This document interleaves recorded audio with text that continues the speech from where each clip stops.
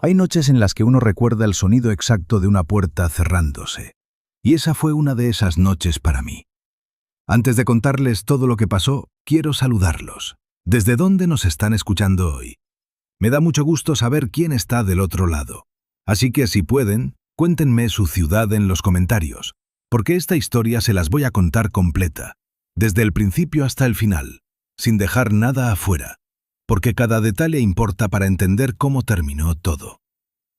Todo comenzó una tarde de octubre, casi 2 años antes del episodio que les quiero narrar hoy, cuando todavía estaba casada y todavía creía que mi vida iba en la dirección correcta. Vivíamos en un apartamento amplio en un piso alto, con ventanales que dejaban entrar la luz de la tarde de una manera que a mí me parecía casi teatral, como si la ciudad entera se detuviera un momento para nosotros cada vez que el sol bajaba entre los edificios. Yo trabajaba en la administración de una cadena de clínicas privadas que mi familia había construido a lo largo de más de 20 años.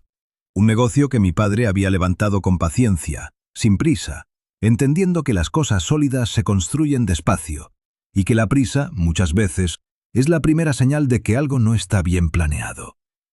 Mi esposo, en cambio, se dedicaba a la compraventa de propiedades, un rubro que le gustaba presentar como algo brillante y ambicioso, aunque con el tiempo yo empecé a notar que sus negocios dependían más de la apariencia que de los resultados.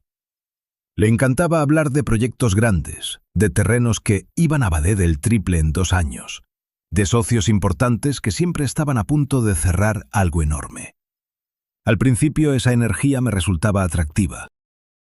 Con el tiempo empecé a notar que detrás de cada anuncio grandioso había poca sustancia, y que las ganancias reales de sus negocios eran mucho más modestas de lo que él dejaba entrever ante la familia y los amigos. La primera señal de que algo no encajaba llegó de una forma tan pequeña que en su momento no le di importancia. Una noche, mientras yo revisaba unos documentos en la mesa del comedor, escuché que él hablaba por teléfono en el balcón, con la puerta entreabierta. No estaba espiando, simplemente pasaba por ahí, pero alcancé a escuchar una frase que se quedó dando vueltas en mi cabeza durante días. Cuando esto se resuelva, ya no va a importar de quién sea el apartamento. No entendí el sentido completo de esa frase en ese momento, pero algo en su tono, algo frío y calculador, me dejó inquieta durante toda esa semana, aunque terminé convenciéndome de que probablemente hablaba de algún negocio ajeno a nosotros. Los meses siguientes trajeron más de esos pequeños detalles. Empezó a llegar tarde sin avisar, con explicaciones cada vez más vagas sobre reuniones que se extendían más de lo previsto. Dejó de preguntarme cómo me había ido en el trabajo, algo que antes hacía todas las noches sin falta, incluso en los días en que él mismo llegaba agotado. En las reuniones familiares hablaba de nuestras propiedades, como si todo fuera exclusivamente suyo, incluso cosas que yo había comprado con mis propios ingresos antes de casarnos, como el vehículo que usábamos habitualmente o algunos muebles que había heredado de mi abuela. Al principio pensé que era cansancio, estrés, quizás una mala racha en sus negocios que no quería admitir abiertamente. Con el tiempo entendí que estaba viendo el comienzo de algo mucho más grande, algo que él llevaba tiempo planeando sin que yo lo notara, con la paciencia fría de quien construye un plan mientras finge no tener ninguno. Mi padre, por su parte, nunca dijo una palabra en contra de mi esposo durante esos primeros años, ni siquiera cuando otros familiares hacían comentarios cautelosos sobre su carácter cada vez más orgulloso. Es un hombre que habla poco y observa mucho, de esos que prefieren escuchar antes que opinar, que dejan que las situaciones se revelen por sí mismas antes de intervenir. En las cenas familiares se limitaba a sentir, a hacer preguntas breves, a mirar con esa calma suya que a veces desesperaba a quienes esperaban de él una reacción más visible, una defensa más ruidosa de su hija. Yo sabía que algo pasaba por su cabeza, pero jamás imaginé cuánto estaba realmente prestando atención a cada gesto, cada palabra, cada silencio incómodo que se colaba entre nosotros. El apartamento donde vivíamos, el que después se convertiría en el centro de todo este conflicto, tenía una historia particular que muy pocos conocían con exactitud. No era un regalo, ni una herencia directa, sino el resultado de una decisión empresarial que mi padre había tomado años atrás cuando decidió diversificar parte del patrimonio familiar en bienes raíces de alto valor,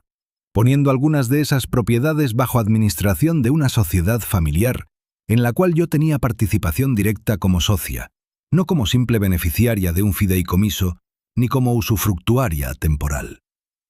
En su momento aquello me pareció un trámite más, uno de esos documentos que uno firma confiando en que su padre sabe lo que hace, sin detenerse demasiado a leer cada cláusula.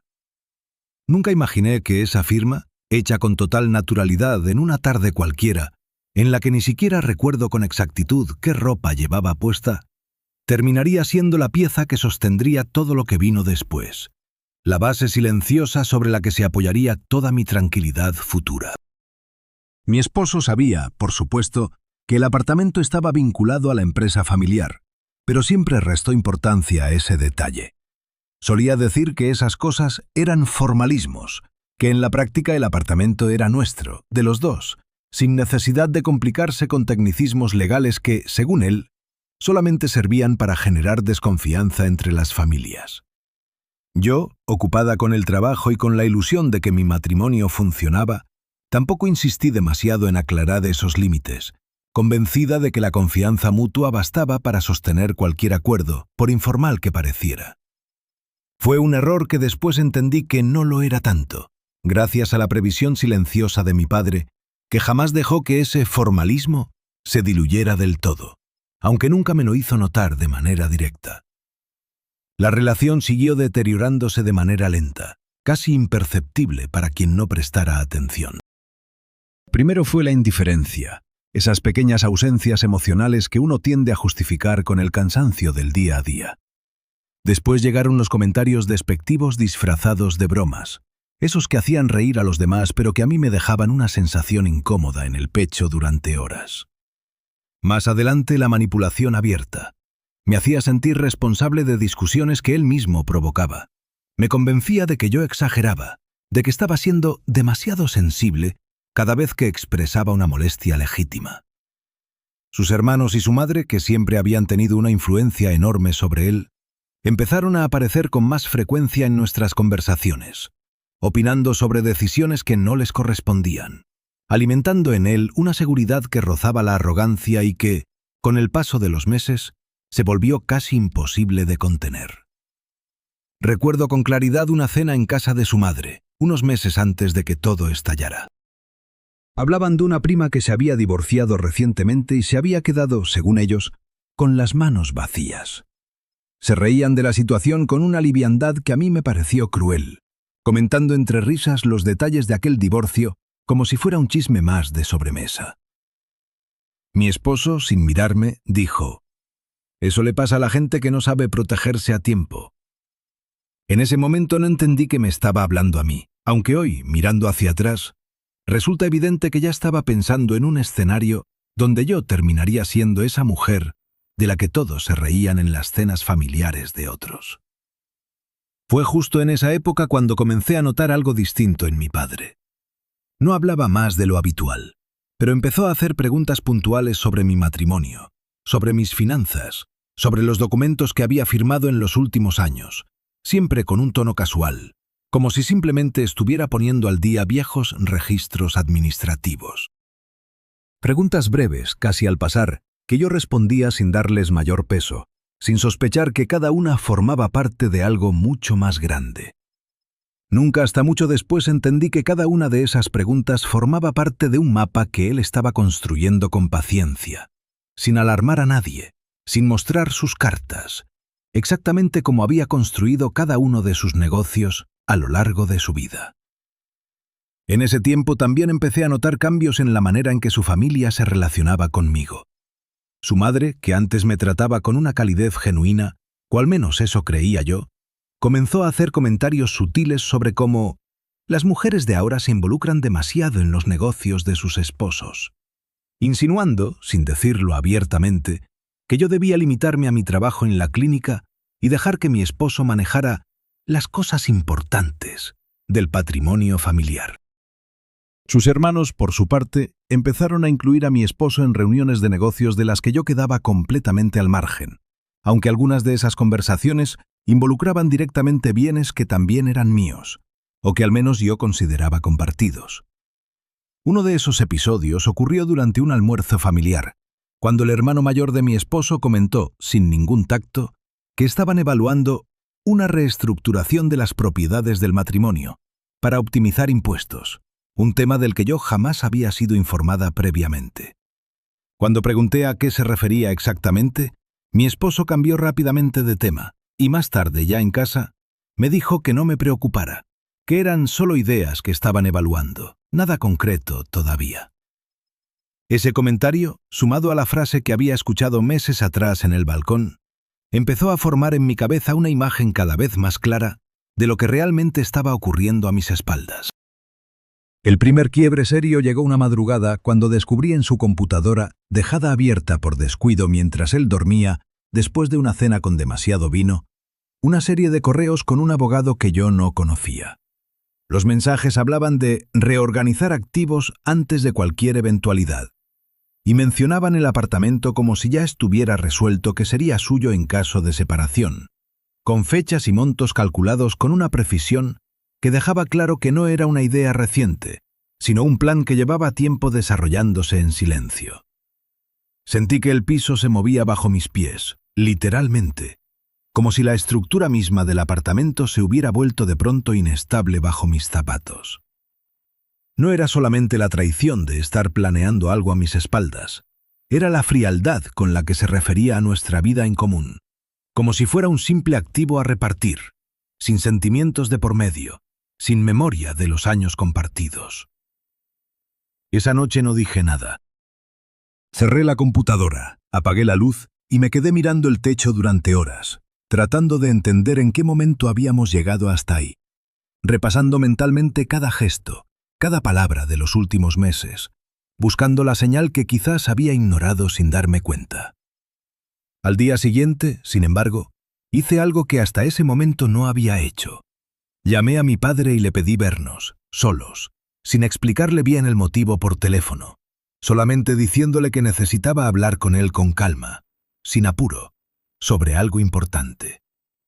Nos encontramos en su oficina, un espacio sobrio, sin lujos innecesarios, con estanterías llenas de carpetas ordenadas por año y una ventana que daba a un pequeño patio interior donde crecía un árbol que él mismo había plantado años atrás. Le conté todo, o casi todo, porque en ese momento yo misma no tenía claro el alcance real de lo que estaba pasando, y todavía me costaba poner en palabras la magnitud de lo que había descubierto. Él escuchó en silencio, como siempre, sin interrumpir, sin hacer gestos exagerados, solamente asintiendo de vez en cuando, con las manos entrelazadas sobre el escritorio. Cuando terminé de hablar, se quedó callado un momento, mirando hacia el patio, y luego dijo una frase que se me quedó grabada para siempre. Las personas que hacen planes en secreto siempre olvidan que otros también pueden hacerlos.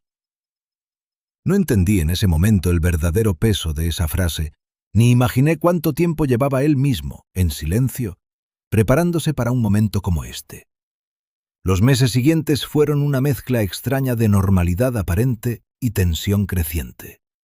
En público seguíamos comportándonos como una pareja funcional. Incluso asistimos juntos a una cena familiar, donde su madre no dejó de hacer comentarios sobre lo bien que se veían últimamente los negocios de la familia, sin sospechar siquiera que yo ya conocía parte de sus verdaderas intenciones. Yo sonreía, asentía, y por dentro sentía que estaba viendo una obra de teatro de la que yo también formaba parte, sin haber aceptado el papel, actuando cada gesto con una precisión que hasta a mí misma me sorprendía. Mientras tanto, mi padre comenzó a moverse con una discreción que solo entendí completamente mucho después. Solicitó revisiones internas en la sociedad que administraba el apartamento, alegando que era momento de actualizar los registros de todas las propiedades familiares, un trámite rutinario que nadie cuestionó. Pidió actualizar ciertos documentos societarios que llevaban años sin modificarse, alegando razones puramente administrativas relacionadas con cambios en la normativa fiscal. Contrató a un contador de total confianza, un hombre que había trabajado con la familia durante casi 2 décadas, para revisar cuentas antiguas y confirmar que todo estuviera en orden. Nada de esto llamó la atención de mi esposo, que seguía convencido de que el control real de la situación estaba en sus manos, respaldado por la seguridad ciega que le transmitían su madre y sus hermanos, quienes lo animaban constantemente a no dejarse intimidar por lo que ellos llamaban las formalidades de la familia de ella. Durante ese periodo ocurrió algo que en su momento me pareció menor, pero que después resultó fundamental para entender toda la magnitud del plan de mi padre. Una tarde, mientras almorzaba con una antigua compañera de la universidad que ahora trabajaba en el área legal de una notaría, ella mencionó de manera casual que mi padre había estado allí recientemente, solicitando copias certificadas de documentos societarios muy antiguos, de más de 15 años atrás.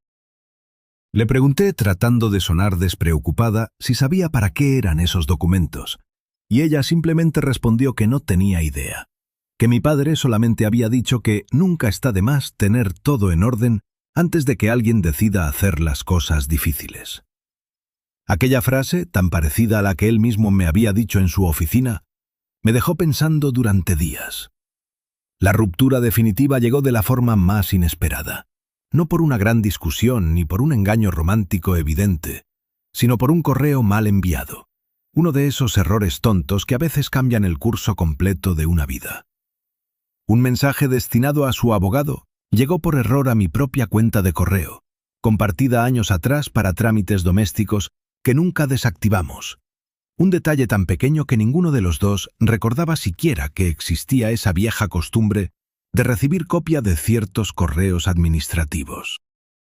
En ese mensaje mi esposo hablaba abiertamente de «cuando ella se entere, va a ser tarde para reclamar nada», refiriéndose de manera explícita al apartamento y a otros bienes que, según él, ya estaban prácticamente resueltos a su favor, incluyendo detalles sobre una supuesta reunión con notario para formalizar antes de que avance cualquier proceso legal por parte de ella. Leí ese correo 3 veces antes de comprender completamente lo que significaba. No era solamente una traición emocional, era una estrategia fría y calculada para dejarme fuera de mi propia vida, construida con la ayuda de su familia, que llevaba tiempo alimentando su confianza y su ambición sin que yo lo notara con tanta claridad hasta ese momento. Sentí una mezcla de rabia y claridad que hasta ese día no había experimentado con tanta intensidad. Supe en ese instante que la etapa de la duda había terminado y que lo que venía sería mucho más difícil de lo que jamás imaginé. Pero también supe que ya no estaba sola enfrentando aquello, porque mi padre llevaba meses preparando un terreno que yo apenas comenzaba a comprender. Guardé el correo, hice copias impresas y digitales en distintos lugares seguros y no dije una sola palabra a mi esposo. Aprendí, sin saberlo todavía con total claridad, la primera lección que mi padre me daría más adelante sin pronunciarla en voz alta. Quien actúa con paciencia siempre tiene ventaja sobre quien actúa con soberbia. Durante esas semanas, empecé a comportarme con una calma que hasta a mí misma me sorprendía, siguiendo mis rutinas de siempre, sonriendo en las cenas familiares, dejando que mi esposo continuara creyendo que todo seguía igual, mientras por dentro, cada palabra suya se convertía en una pieza más de un rompecabezas que empezaba a tener sentido. Decidí pedir el divorcio antes de que él diera el siguiente paso, pero quería hacerlo desde una posición de fortaleza, no de desesperación. Lo hice de manera formal, sin escándalos, a través de un abogado que mi padre me recomendó, un hombre mayor, de pocas palabras, especializado en estructuras societarias y patrimonios familiares,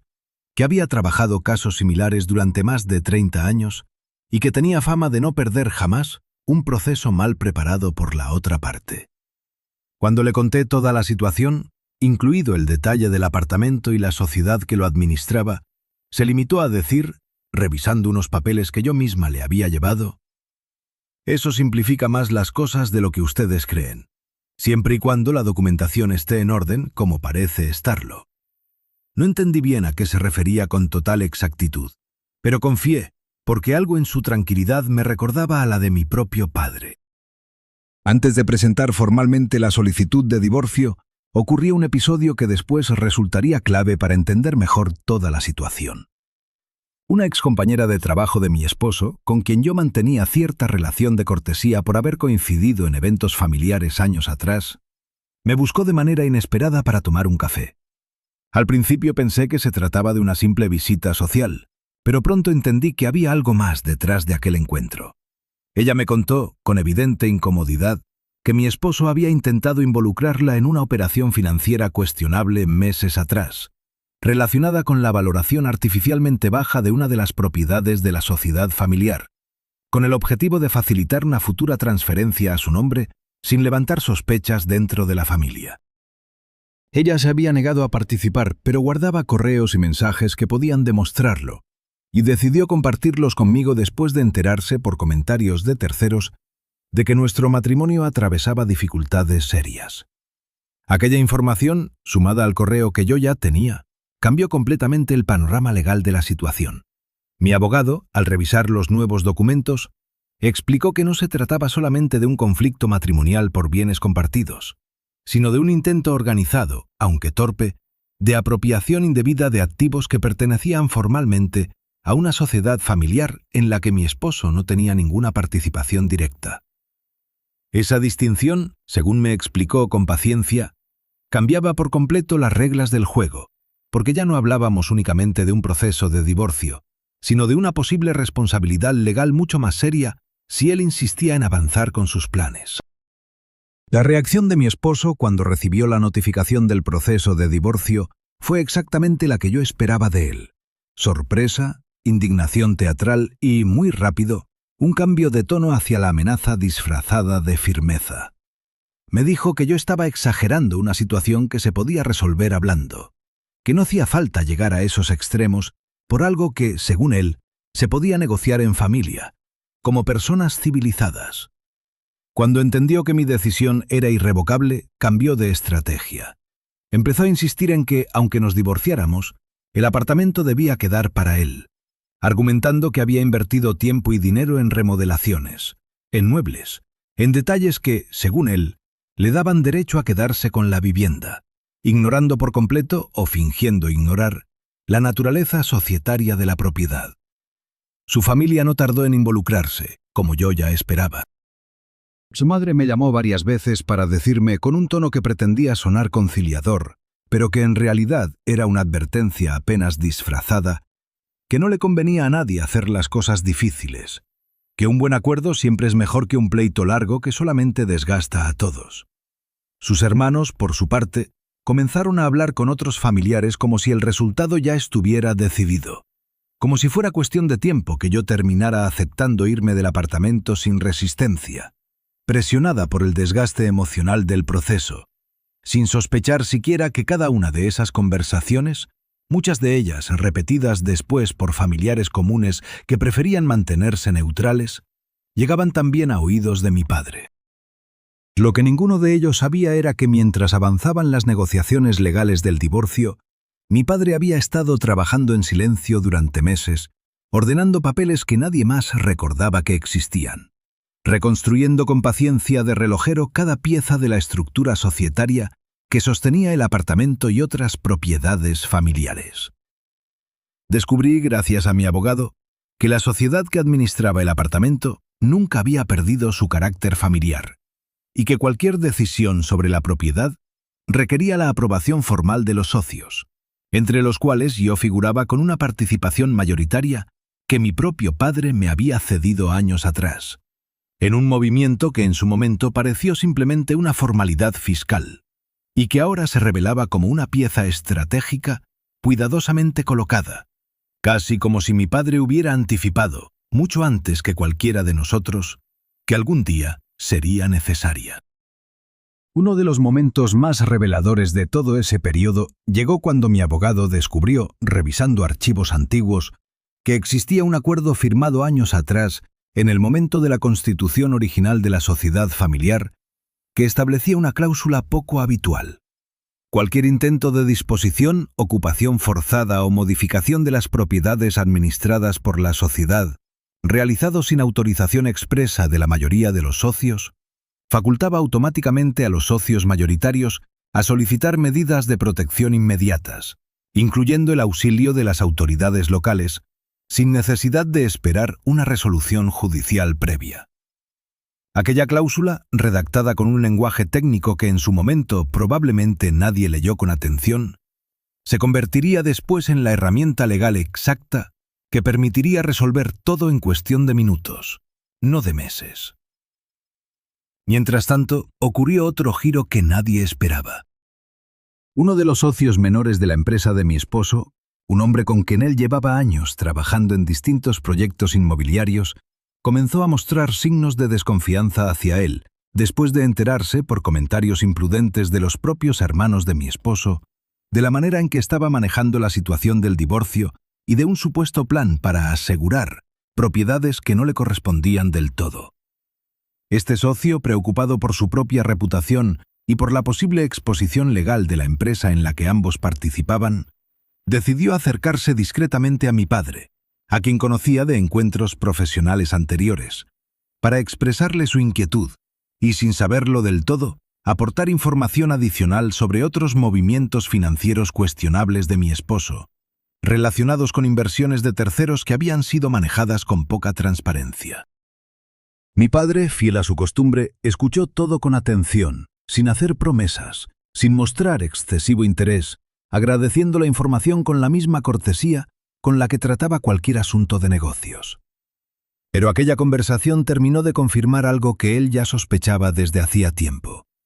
Mi esposo no solamente estaba actuando de mala fe en el ámbito personal, sino que su conducta profesional también empezaba a generar dudas entre las propias personas que lo rodeaban. Un patrón que, según me explicaría después mi padre con su habitual sobriedad, tarde o temprano siempre termina por notarse, porque nadie puede sostener para siempre una imagen que no corresponde con sus actos. Durante esos meses también tuve la oportunidad de reconectar con una tía materna con quien había perdido contacto cercano después de mi matrimonio, en parte porque mi esposo nunca mostró demasiado interés en mantener esas relaciones familiares que él consideraba menos relevantes. Ella, mujer de carácter fuerte y de una honestidad casi incómoda, me recordó durante una tarde de conversación que la dignidad de una persona nunca depende de las propiedades que posee, sino de la manera en que enfrenta los momentos difíciles sin perder su esencia. Aquellas palabras, simples pero profundamente ciertas, me acompañaron durante todo el proceso, especialmente en los días en que la presión de la familia de mi esposo se volvía más intensa, más insistente, casi asfixiante. El ambiente en el apartamento se volvió cada vez más tenso a medida que se acercaba la fecha límite establecida por el proceso legal para definir la situación de la vivienda de manera provisional, mientras avanzaba el divorcio. Mi esposo, presionado por su familia que lo animaba constantemente a no dejarse pisotear, comenzó a mostrar signos de desesperación que se manifestaban en comentarios cada vez más hirientes, en un intento evidente de desestabilizarme emocionalmente para que yo misma decidiera abandonar la vivienda por cansancio, evitándole así el desgaste de un proceso legal que, aunque él todavía no lo sabía con exactitud, estaba condenado a perder. Recuerdo una noche particularmente difícil, en la que él llegó tarde, después de una reunión con sus hermanos, y me dijo, con una frialdad que jamás había visto en él hasta entonces, que las cosas se iban a poner mucho más incómodas si yo insistía en quedarme en el apartamento, sin especificar exactamente a qué se refería, pero dejando claro que su familia estaba dispuesta a tomar medidas más directas si el proceso legal no avanzaba en la dirección que ellos esperaban. Aquella amenaza velada, lejos de asustarme, terminó de confirmarme que mi padre había tenido razón desde el principio. La verdadera naturaleza de las personas siempre termina revelándose cuando sienten que están perdiendo el control de una situación. Fue precisamente esa noche cuando decidí llamar nuevamente a mi padre, no para pedirle ayuda de manera desesperada, sino simplemente para contarle lo que estaba ocurriendo, con la misma calma que él siempre me había enseñado a mantener frente a la adversidad. Su respuesta, como siempre, fue breve pero contundente. No te preocupes por lo que puedan decir o amenazar. Preocúpate solamente por mantener la calma cuando llegue el momento. Porque ese momento va a llegar antes de lo que ellos imaginan. Y cuando llegue, todo va a resolverse mucho más rápido de lo que cualquiera de nosotros podría anticipar. Los días que siguieron a aquella advertencia transcurrieron con una tensión que se sentía en cada rincón del apartamento, como si el aire mismo se hubiera vuelto más pesado.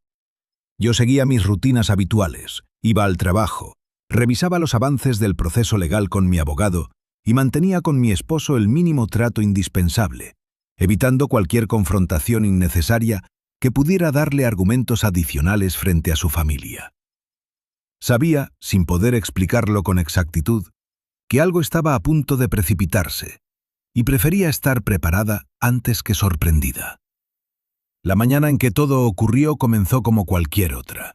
Había salido temprano a una reunión en la clínica, y regresé al apartamento pasado el mediodía, con la intención de trabajar desde casa el resto de la tarde, como solía hacer los martes. Al abrir la puerta, sentí de inmediato que algo era distinto. Había ruido, voces que no reconocía del todo mezcladas con la de mi esposo, y un olor a cajas de cartón nuevas que me resultó extraño en un ambiente que hasta ese momento había mantenido cierto orden. Al entrar por completo, encontré a mi esposo acompañado de su madre, sus 2 hermanos y 2 hombres desconocidos vestidos con overoles de una empresa de mudanzas, moviendo cajas ya cerradas hacia la puerta principal. Un camión pequeño esperaba estacionado justo debajo del edificio, visible desde la ventana del comedor. La escena me tomó por sorpresa, no porque no la esperara en algún momento, sino por la naturalidad con la que todos se movían dentro de mi propio hogar, como si llevaran meses planeando exactamente ese instante y por fin hubiera llegado el momento de ejecutarlo sin darme oportunidad de reaccionar. Su madre, al verme entrar, esbozó una sonrisa que pretendía parecer amable, aunque en el fondo transmitía una satisfacción que no se molestaba en disimular del todo. Se acercó a mí con un tono suave, casi maternal, y me dijo: «Cariño, lo mejor es que te vayas haciendo a la idea. Esto ya está resuelto entre nosotros. No hace falta que compliques más las cosas». Sus palabras, lejos de intimidarme, despertaron en mí una calma extraña, casi fría, la misma calma que había visto tantas veces en mi padre durante los últimos meses. Uno de sus hermanos, el mayor, cargando una caja con libros que reconocí como míos, agregó sin disimular el desprecio en su voz: «No hace falta que hagas esto más difícil de lo necesario. Todos sabemos cómo va a terminar esto de todas formas». El hermano menor, más callado por naturaleza, evitaba mirarme directamente, concentrado en acomodar cajas junto a la puerta, aunque su incomodidad era evidente en la forma en que apretaba la mandíbula cada vez que su madre o su hermano hablaban. Me quedé de pie en medio de la sala observando cómo trataban mi hogar como si ya fuera exclusivamente suyo, calculando en silencio cada movimiento, cada gesto, cada palabra despectiva, sabiendo que en algún momento todo eso tendría consecuencias claras. No levanté la voz, no lloré. Simplemente me senté en el sillón principal de la sala, el mismo que habíamos comprado juntos años atrás en uno de los pocos momentos verdaderamente felices de nuestro matrimonio, y les dije con voz firme, sin gritar, que no me iba a mover de ahí, que el apartamento no era una propiedad personal de mi esposo, y que cualquier decisión sobre él debía pasar por canales legales, no por una mudanza improvisada un martes por la tarde, sin ningún tipo de notificación ni acuerdo previo. Mi esposo, visiblemente incómodo por mi negativa, especialmente frente a su familia, que lo observaba esperando que él resolviera la situación como el hombre seguro que siempre decía ser en cada reunión familiar, intentó primero un tono conciliador, diciéndome que no había necesidad de montar un espectáculo, que todos estaríamos mejor si esto se resolvía de manera civilizada. Cuando entendió que yo no iba a ceder ante ese tono, cambió rápidamente hacia la irritación, elevando la voz por primera vez desde que había entrado al apartamento, diciendo que yo estaba siendo egoísta, que todos sabían que esto le correspondía a él por derecho, una afirmación que carecía por completo de sustento legal, aunque él parecía creerla genuinamente, alimentado por años de comentarios familiares que jamás fueron cuestionados dentro de su propio círculo. Fue en ese momento, con su familia completa como testigo de su creciente frustración, cuando tomó el teléfono con un gesto brusco, casi teatral, y llamó a mi padre. Puso el altavoz, quizás pensando que la voz de mi padre reforzaría su posición frente a mí, o quizás buscando intimidarme al mostrar que estaba dispuesto a llevar el conflicto directamente a la generación anterior, a exponer la situación frente a la única persona cuya opinión, en el fondo, él sabía que yo respetaba profundamente. Con un tono que intentaba sonar autoritario, aunque la voz le temblaba ligeramente al final de cada frase, le dijo: «Vengo por su carda, porque ella no entiende que esto ya no le corresponde. Así que si quiere ahorrarnos problemas a todos, venga usted mismo a llevársela, porque yo ya no voy a esperar más». Hubo un silencio breve al otro lado de la línea, apenas unos segundos que, sin embargo, parecieron extenderse mucho más dentro de aquella sala llena de tensión. Un silencio que para quienes no conocían a mi padre podía parecer duda, sorpresa o incluso resignación, pero que yo reconocí de inmediato como el silencio de alguien que ya sabía exactamente qué iba a decir, que llevaba tiempo esperando esa llamada, casi anticipando con precisión el momento exacto en que ocurriría. Su respuesta fue tranquila, casi amable en apariencia, sin el menor rastro de sorpresa o alteración. «Está bien, voy para allá, pero antes de que yo llegue les pido, por respeto a todos los presentes, que no muevan nada más del apartamento». Colgó sin agregar una palabra adicional, sin despedidas, sin reproches, con la misma sobriedad con la que cerraba cualquier llamada de negocios. La familia de mi esposo interpretó esa respuesta como una rendición, como si mi padre estuviera aceptando la situación sin oponer resistencia, como si simplemente estuviera viniendo a recogerme, tal como se le había pedido. Su madre incluso comentó, en voz baja pero perfectamente audible, dirigiéndose a sus hijos con una sonrisa satisfecha, que al final los mayores siempre terminan entendiendo cómo son las cosas, sin necesidad de complicarse la vida. Su hermano mayor asintió, visiblemente aliviado, como si aquella breve llamada telefónica hubiera confirmado definitivamente que todo iba a resolverse exactamente como ellos habían planeado desde el principio. Yo, en cambio, sentada aún en aquel sillón, sabía que algo distinto estaba a punto de ocurrir, aunque no imaginaba con total exactitud la magnitud de lo que se avecinaba en los siguientes minutos. Los siguientes minutos transcurrieron en una tensión extraña, casi incómoda para todos los presentes. Ellos seguían moviendo algunas cajas, ahora con más lentitud,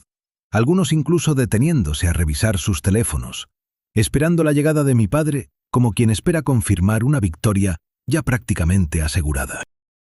Su madre se sentó en una de las sillas del comedor, cruzando las piernas con aire triunfal, comentando en voz baja con su hijo menor sobre cómo decorarían el nuevo espacio una vez que todo estuviera resuelto.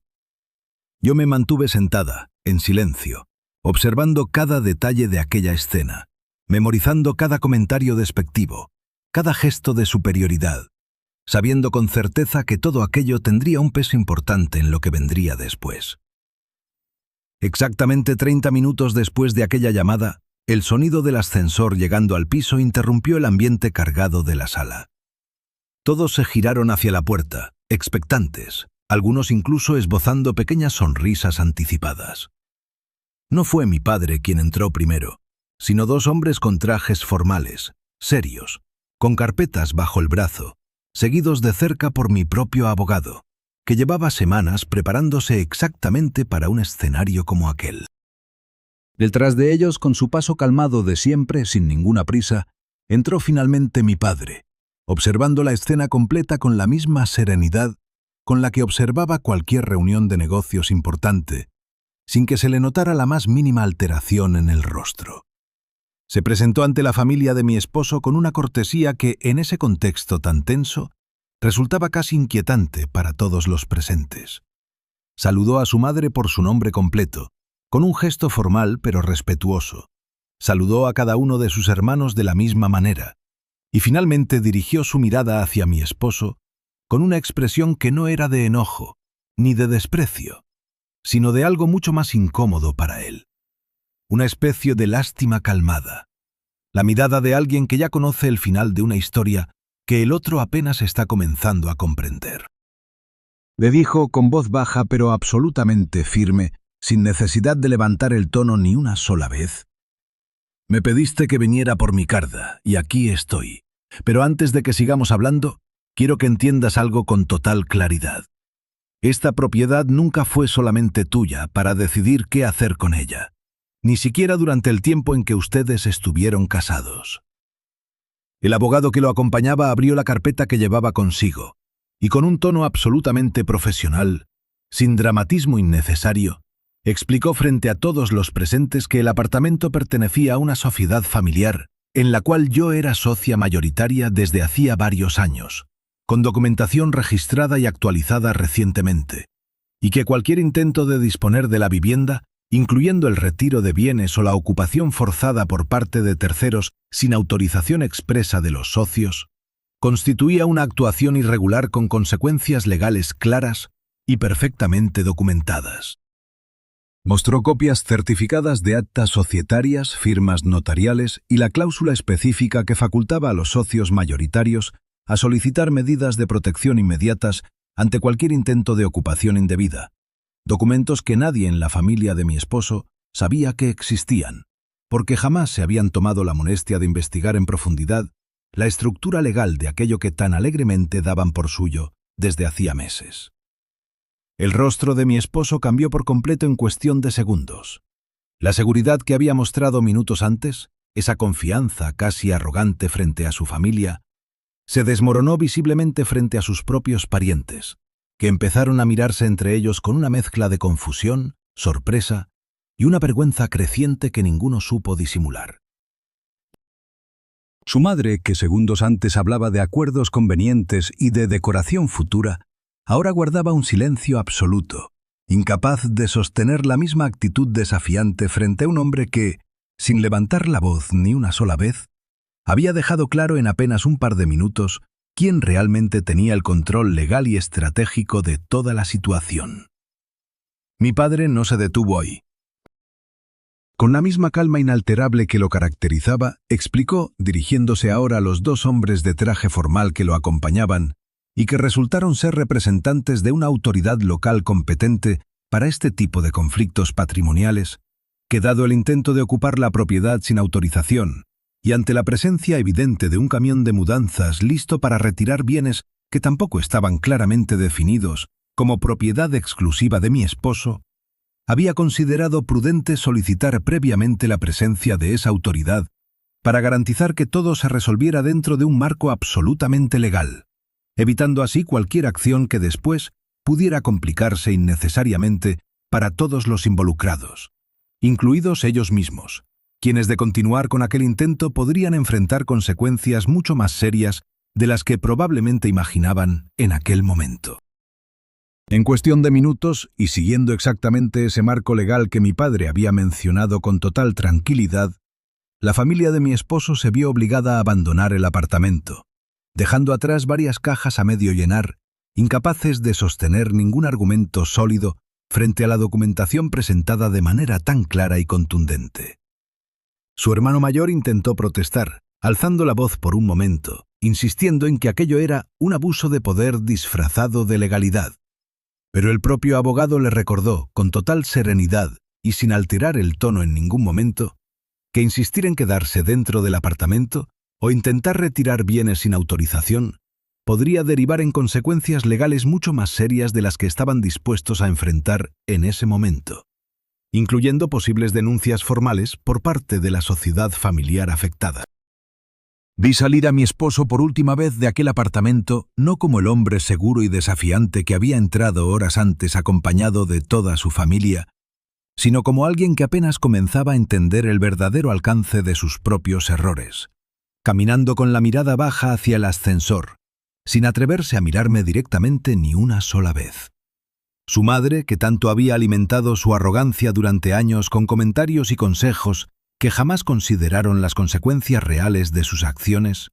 salió detrás de él sin decir una palabra, incapaz de sostener la mirada de mi padre, quien permaneció de pie, absolutamente inmóvil, hasta que el último de ellos abandonó por completo el lugar, cerrando la puerta detrás de sí con un silencio que resultaba más elocuente que cualquier discurso. Cuando finalmente quedamos solos en el apartamento, con las cajas a medio llenar todavía esparcidas por la sala, como testigos silenciosos de todo lo ocurrido, mi padre se sentó frente a mí, se sirvió un vaso de agua con la misma tranquilidad de siempre, como si acabara de salir de una reunión más de negocios, y me dijo algo que resumía perfectamente todo lo que había ocurrido durante los últimos meses. Nunca hice nada que no fuera correcto.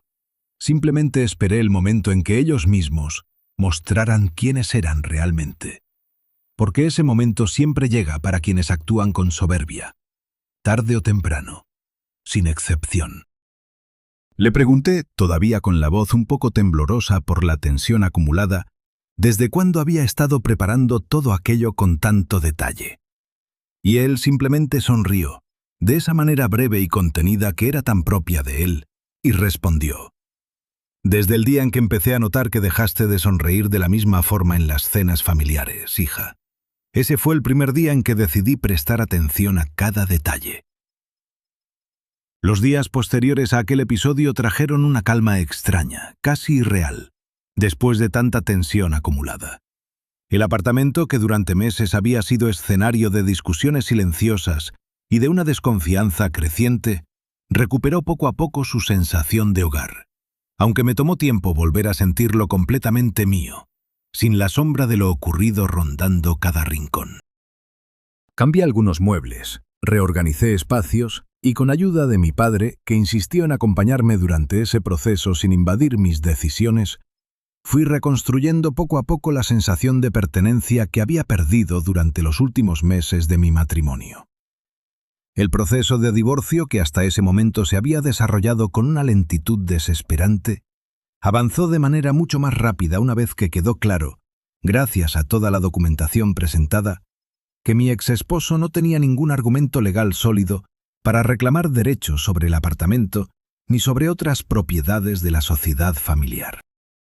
Su abogado, al revisar en detalle la documentación presentada por mi parte, le recomendó abiertamente desistir de cualquier pretensión relacionada con esos bienes, advirtiéndole que insistir podría exponerlo a consecuencias legales adicionales, considerando además los correos y documentos que demostraban su intento previo de reorganizar activos de manera fraudulenta antes de la separación formal. Mi exesposo, lejos de recuperar la posición que creía tener asegurada gracias al respaldo constante de su familia, enfrentó además complicaciones serias en sus propios negocios, afectados por la mala reputación que le dejó aquel episodio frente a socios y conocidos que empezaron a verlo con desconfianza evidente. El socio menor de su empresa, aquel que meses atrás se había acercado discretamente a mi padre para expresar sus inquietudes, decidió finalmente disolver su sociedad con él, alegando diferencias en la manera de manejar los negocios, aunque todos los que conocíamos la historia completa sabíamos perfectamente cuál era la razón real detrás de aquella decisión tan repentina. Su familia, que tanto había alimentado su seguridad y su arrogancia durante años, se distanció de él poco a poco en los meses siguientes, incapaz de sostener el peso de una situación que ellos mismos habían ayudado a construir con sus consejos imprudentes y su desprecio hacia cualquier consideración legal seria. Su madre, según supe después por comentarios de familiares comunes que preferían mantenerse al margen de todo el conflicto, comenzó a evitar mencionar el episodio en reuniones familiares, incómoda con las miradas de quienes recordaban perfectamente su actitud triunfal durante aquella tarde en el apartamento. Su hermano mayor, el que había cargado con tanta seguridad aquella caja de libros que nunca llegó a salir del edificio, tuvo también sus propios problemas legales meses después, relacionados con inversiones poco transparentes que habían salido a la luz gracias, en parte, a la mayor atención que empezaron a poner ciertos socios y conocidos sobre la manera en que esa familia manejaba sus asuntos financieros. Yo, por mi parte, recuperé no solamente mi hogar, sino algo mucho más importante que cualquier propiedad: la certeza profunda de que la paciencia y la inteligencia, cuando se ejercen sin necesidad de gritar ni humillar a nadie, terminan imponiéndose frente a la soberbia y la manipulación, por más segura que esta última se muestre en un principio. Aprendí a lo largo de todo ese proceso que la verdadera fortaleza no está en reaccionar de inmediato ante cada provocación, dejándose arrastrar por la indignación o el miedo, sino en observar con calma, prepararse con paciencia y actuar en el momento exacto en que la situación lo requiere, tal como me lo enseñó mi padre a lo largo de toda su vida, sin necesidad de explicarlo jamás con demasiadas palabras, simplemente demostrándolo con hechos concretos cuando más importaba. Con el paso de los meses, retomé también mi trabajo en la administración de las clínicas familiares con una energía renovada, aplicando en cada decisión profesional algo de esa misma paciencia estratégica que había visto en mi padre durante todo el conflicto. Empecé a valorar de una manera distinta cada documento, cada acuerdo, cada estructura legal que sostenía nuestro patrimonio familiar, entendiendo que detrás de cada papel aparentemente aburrido podía esconderse, en el momento menos esperado, la diferencia entre perderlo todo o conservar exactamente lo que por derecho nos corresponde. Recuerdo especialmente una conversación que tuve con mi padre varios meses después de aquel episodio, mientras tomábamos café una tarde tranquila en su oficina, el mismo lugar donde meses atrás le había contado por primera vez mis sospechas sobre el correo descubierto en la computadora de mi entonces esposo. Le pregunté si en algún momento había sentido miedo de que las cosas no salieran como él las había planeado con tanto cuidado. Me miró con una expresión serena, casi divertida, y respondió: «El miedo aparece cuando uno actúa sin conocer bien el terreno que pisa, hija. Pero cuando conoces cada detalle, cuando has revisado cada documento, cuando entiendes perfectamente las reglas del juego mucho mejor que tu adversario, el miedo simplemente no tiene espacio para instalarse». Aquella respuesta, tan simple en apariencia, resumía perfectamente la manera en que él había enfrentado toda la situación desde el principio hasta el final. También reflexioné mucho durante ese tiempo sobre la manera en que la arrogancia de mi exesposo y de su familia los había llevado directamente hacia su propia derrota, sin necesidad de que nadie tramara nada en su contra de manera activa. Mi padre nunca mintió, nunca engañó a nadie,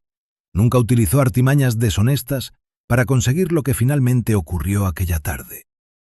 Simplemente conocía la verdad legal de la situación mejor que nadie más, y esperó, con una paciencia casi inquebrantable, el momento exacto en que la soberbia de los demás los llevara a cometer un error que no pudieran sostener frente a la evidencia clara y documentada. Con el tiempo entendí también que aquel episodio, por doloroso que hubiera sido en su momento, terminó fortaleciendo profundamente mi relación con mi padre, acercándonos de una manera que quizás no habría ocurrido si nuestras vidas hubieran seguido un curso más tranquilo. Empezamos a compartir con más frecuencia conversaciones sobre el negocio familiar, sobre decisiones importantes relacionadas con el patrimonio de la familia, y descubrí en él, además del padre calmado y observador que siempre había conocido, a un aliado estratégico invaluable, alguien capaz de anticipar problemas antes de que se convirtieran en crisis, gracias a esa costumbre suya de observar con atención cada detalle, por insignificante que pareciera en un primer momento. Hoy, con la distancia que dan los meses transcurridos desde aquel episodio, puedo mirar hacia atrás con una tranquilidad que en su momento me pareció imposible de alcanzar. El apartamento sigue siendo mi hogar, un espacio que reconstruí no solamente en términos materiales, sino también emocionales, libre finalmente de la tensión constante que lo había habitado durante los últimos meses de mi matrimonio. Mi exesposo, según supe por comentarios ocasionales de conocidos comunes, continúa intentando reconstruir su reputación en el ámbito de los negocios inmobiliarios, con resultados bastante más modestos que los que tanto le gustaba anunciar en las reuniones familiares de otros tiempos,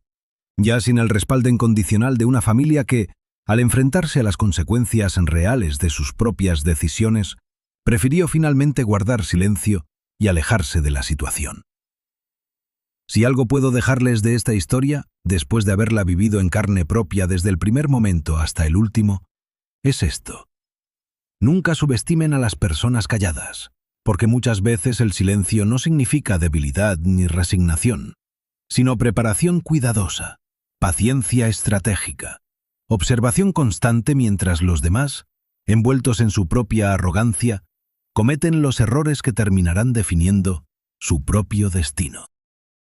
Y recuerden también que la dignidad no se pierde jamás cuando otros intentan arrebatarnos aquello que por derecho nos pertenece, sino únicamente cuando nosotros mismos dejamos de defenderlo con la cabeza fría, con la razón claramente de nuestro lado, y con la paciencia suficiente para esperar el momento correcto, sin dejarnos arrastrar por el miedo ni por la desesperación que otros, muchas veces de manera deliberada, intentan sembrar en nosotros para conseguir lo que jamás les correspondió. Gracias por acompañarme hasta el final de esta historia. Nos vemos en el próximo vídeo, donde les voy a contar una nueva historia que estoy segura de que también les va a interesar mucho.